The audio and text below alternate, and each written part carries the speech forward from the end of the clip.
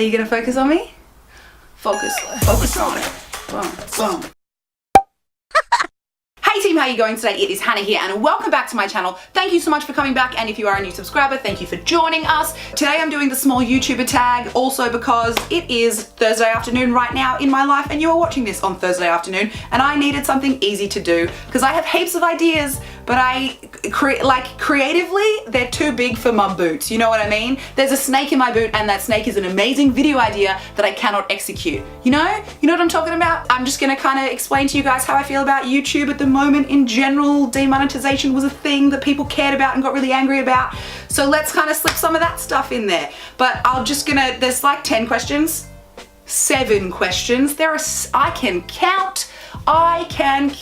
This is why I'm on YouTube and not behind some kind of science maths desk. So there are 7 questions that I am just going to read out and tell you my answers to, and that will be the video for today because minimal editing is what we need with a quick video turnaround. Question number 1, what inspired you to start making YouTube videos? I think for me, I remember being in high school and wanting to be a motivational speaker. We had people come to our high school and talk about like, oh, I was in a plane crash and I survived, and then they told us what they thought about life.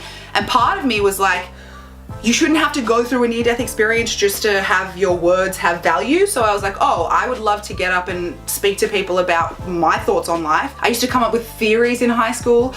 Later I realized a lot of those theories about how the world works was me not understanding the fact that I had a mental illness. I have bipolar mood disorder.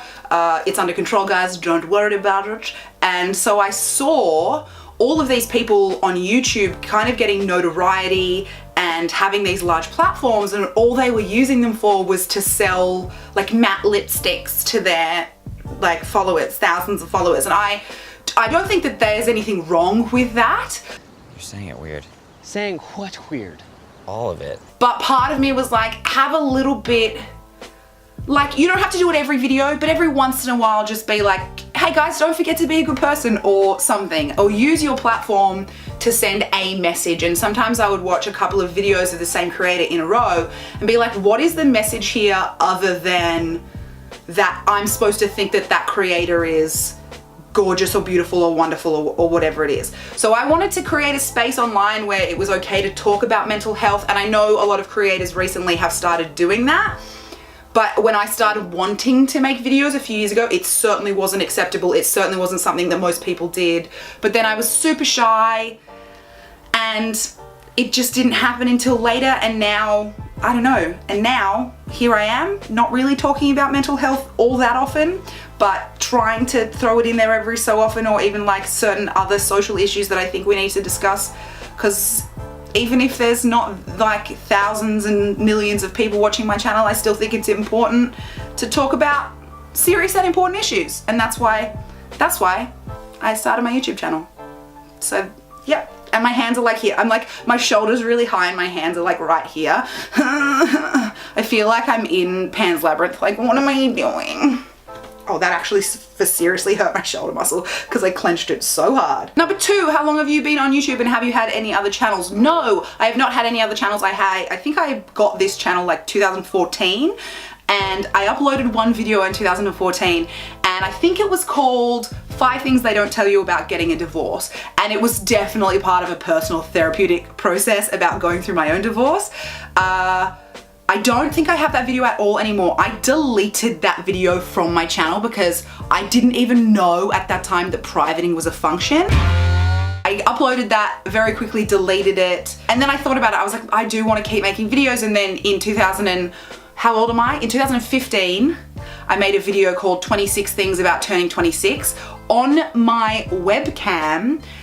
Worst, grainiest video quality, sound was bad, you could hear trucks going by in the background, lots of trucks the whole time. So I didn't upload that, and it wasn't until my continental shift vlogs that I really actually started using my YouTube channel for anything at all. And don't go watch them, they're really bad. Just watch from when I got back. Like Christmas a year and a bit ago. So continental shift was June 2016. June 2016 was when I first started uploading my vlogs, and then it wasn't until 6 months after that that I started doing like YouTube tag videos around sort of Christmas. And then now I guess it's been another year and a bit. So yeah, that's how long I've had my YouTube channel. Number 3 is, where do you see yourself and your YouTube channel in 5 years? I want to always be making videos, but for me this isn't an income stream now, and I don't think it ever will be. This is sort of where I wanted to talk about how YouTube is going.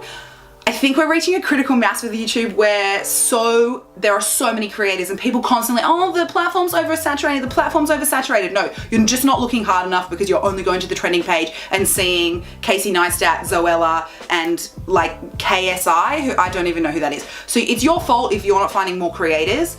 My problem is that the platform is oversaturated in the sense of the audience is not a nil-sum game, so somebody else's success should not be your failure. But by the same token, for brands, if brands are sending out free marketing packs of their new foundation or whatever to every beauty blogger, they're sending out thousands of packs, and that's costing them money. My problem is that the audience of 2 different beauty bloggers, they are the same people, or majority, they're the same people. Nobody's gonna be like, I watch one beauty blogger and that's enough for me. But my point is that with advertisers, they're spending so much money to send out free stuff, do collaborations, sponsor videos, and I think that it's getting to a critical mass where the return on investment can no longer sustain itself with YouTube, and people are going to be selling their own merchandise as their income stream. But that's not a value add income stream. And I know it's a joke, but like writing a book is value add. Those are words from you, that's content you've created. Going on tour is value added. So those type of income streams I think are viable, but I think merchandise, I don't know long term that people will continue to be able to sell just something with somebody's name on it, because I myself, I watch like 20 plus YouTubers. I can't afford to buy a t-shirt from every single one of them. And that's the same for a lot of people who watch YouTube. They watch a lot of YouTube. They can't afford to be buying every product that is, you know, hashtag ad sponsored at them. And AdSense, yeah, you can make money from AdSense, but only if you're uploading every single day of the week and you're getting millions of views. And then you can be self-reliant only on AdSense, maybe. My issue is that already you see it with Patreon, even like Kickstarters and stuff before that. If you want to make money as a creator, you just have to have people pay you your wage for just existing as a creator, and they might not like what you come out with. So I think we're kind of reaching a critical mass point with YouTube where you aren't going to be able to make money on YouTube anymore, and only people who are performers, writers, something other than my face and a t-shirt, something more than that, will be able to continue to make money. And I would like to do things outside of YouTube, and I hope that my YouTube channel is just like a fun place on the internet that I come to be an idiot and talk about serious issues that I think we need to talk about, and that people come because sometimes you want to have a D&M with somebody, and sometimes you just want to laugh and get drunk and be silly, and all friendships are multitudinous in that way, and all relationships are varied in that way, and you aren't friends with just one person to go get drunk with them and one person for serious talks. And if you are, then you need to diversify your friendships. So for me, I hope I'm still here in 5 years. I plan to still be here in 5 years, but I think that it will be something that is a side project and always will stay as a side project, because I don't think it's viable to be making money off YouTube. And I don't know what the original question was, but I definitely didn't answer it because I went off on a tangent. Okay, so question 4 is, what message are you trying to get across with your videos?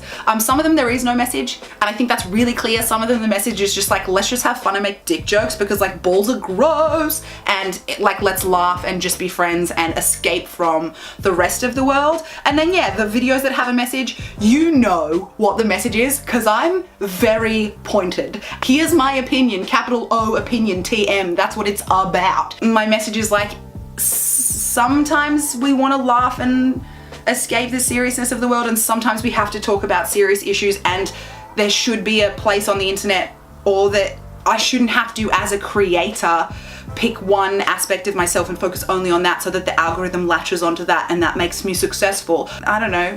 Stay bright, stay strong, stay open. That's like my 2018 motto that I came up with, and now that's a thing, I guess. Stay bright is like be positive, always look kind of for the silver lining. Stay strong is like resilience, understanding that things will get shitty sometimes, and It's not necessarily about waiting it out, because I think that that's not a great coping mechanism, but definitely understanding that time passes and what can I do now to keep my head above water, because eventually we'll get to, you know, like shallower depths where I'll be able to stand and it's going to be okay. And then stay open is like, don't be so close-minded. Just because you identify with a group of people doesn't mean that you have to identify with every single thing they've ever believed. Social identity theory much. Don't take everything as a personal attack just because your politics are being attacked. It doesn't mean you're a bad person, or if somebody corrects a behavior that you have and says that something you've said is offensive, it doesn't mean that you're a horrible person or like you're a sexist or a racist or a homophobe. It just means that in that moment you misunderstood a social construct, and we can learn from our mistakes. And I think staying open is about, for me personally, and also like twitter.com/HJDarkling, generally calm your farm. Don't knee-jerk so much, and just be aware that there are different opinions to yours in the world, and that they are things you should listen to, you know? If they're not hurting you, then listen to them. Number 5, do people from school find your channel? This is obviously written by a high schooler that thinks that only YouTubers are high schoolers. I'm 29. So like, yeah, some of them have, but I don't speak to anyone from my high school because I'm an adult and they were all assholes, and I was kind of an asshole back then as well. So probably healthy for them to not speak to me anymore either. So, Number 6 is, what does your username mean? Guess what? That's my real name. It's my real name. It's just my name. Fun fact, I was not born with that surname. Fun also fact, that was not my married surname. But final fun fact, that is my real surname. Like when I use my driver's license, that's my name on my, like it's just my name. So I don't know if that was a dumb decision or not. And question 7 is, who's your favorite small YouTuber? I think my favorite one recently has been Cameron Doyle. He does kind of like travel vlogs, like awesome drone shots. It seems to pigeonhole him into one area, but actually he's a really interesting guy and he has a really good camera presence as well. And I think that's so much of it, guys. So many people think that just like buying a good quality camera is all it takes to be a YouTuber and just to sit down and talk about shit. No, if you're boring, no one cares. So Cameron Doyle is actually really interesting and fun on camera, and he does cool vlogs. It's not daily, it's like 3 times a week. I do watch them, I swear, I just don't retain information in my brain.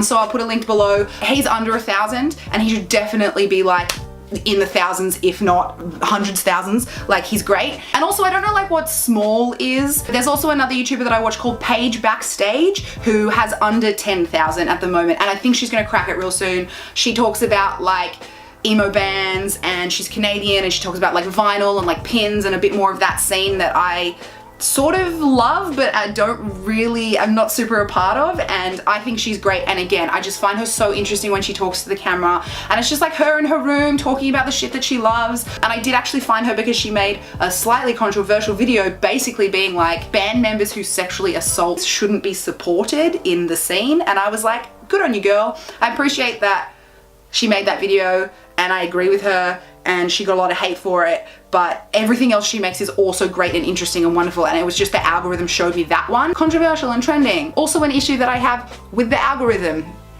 You have to make a binary standpoint to get anywhere, because controversy equals success, and I think that every single social issue is actually a very gray area that doesn't have a binary side, and I think that it's bullshit that people align themselves with one like political ideology or religious ideology or with social movement, and then feel as though that movement can't be attacked because they feel personally attacked, and like choosing something to identify yourself with somehow inherently boldens your stance, because nobody knows how to argue. Firstly, they don't teach you how to argue in high school, and then secondly, that they just don't want to open their eyes because they're like, oh no, this is me now, this is who I am as a person, and changing seems really hard. So that's something I don't like, is that you have to be controversial to be successful, and I would rather just be like, hey, sometimes things are great and sometimes things are shit, and most of the time it's a gray area.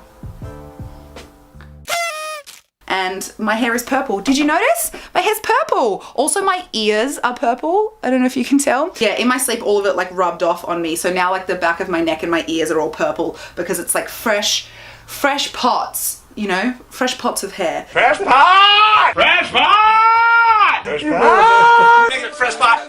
Justin, fresh pot. That's what I have to say. Thank you guys. Like, comment, subscribe, notifications bell. I'm sure there's something else now. I'm just gonna give you a bit of homework to do. First of all, I'm going to need you to think of a really interesting comment you'll put on the video. Secondly, I'm going to need you to click 75 different buttons just to ensure that you actually see my next video come out, because the algorithm doesn't want you to care about small creators. Oh yeah, monetization. I was going to talk about that, wasn't I? I said that at the beginning of the video. I don't want to clickbait, so let's talk about monetization. I think it doesn't matter. If you're a small creator, you weren't making enough money anyway, and it gives you something to work towards, and if you're only doing it for the money, you should get the fuck out. And if you were surprised that YouTube doesn't care about small creators, then you're an idiot. That's all I have to say, is of course they don't care. They're a corporation, they care about making money. And duh, like, it wasn't like, no, you shouldn't have been surprised. And if you were, like, you're not a smart enough business person to be successful on YouTube anyway. Do you know what I mean? Like, you need to be quite a smart business person to be successful.